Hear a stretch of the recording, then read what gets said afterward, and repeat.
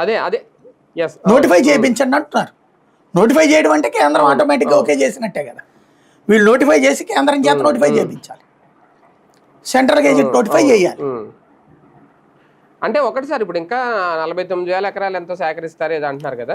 రేపు మోడీ నోట దీనికి సంబంధించి ఏమన్నా ఒక మాట వినిపిస్తే అదే ఒక పెద్ద నమ్మకం అవుతుందా? అందుకే రైతులు ఏమన్నా ముందుకు వస్తారా? ఆ ప్లాన్ ఏమన్నా చేస్తున్నారా? అందుకే మోడీని తీసుకురావడానికి మోడీని కారణమా? తీసుకురావడానికి అది కాదు కారణం. ఓ పక్కన అటవీ భూముల్ని డీనోటిఫై చేయాలి. దానికి ఇప్పుడు సుప్రీంకోర్టు రూల్స్ ఆహా. ప్రకారం బాగా తలనొప్పి అవుతుంది. ఇప్పుడు 30,000 ఎకరాల దాకా ఇక్కడ డీనోటిఫై ఆల్రెడీ చేశారు కదా వీళ్ళు. ఇంకా బోల్డ్ అంత డీనోటిఫై అవును అవును చేయాలనుకుంటున్నారు ఆ నూజివీడు ఆ ఏరియాలో ఉన్నటువంటి కానీ అవన్నీ. ఎందుకంటే ప్రైవేట్ భూములు కొనుక్కోవాలంటే రేట్లు ఎక్కువగానే, మొన్న బాలకృష్ణ గారి భార్య కూడా 40 లక్షలు పెట్టుకున్నది కదా. అదే గవర్నమెంట్ భూములు ఉన్నాయంటే కనుక కొంచెం డిఫరెన్స్ ఉంటుంది.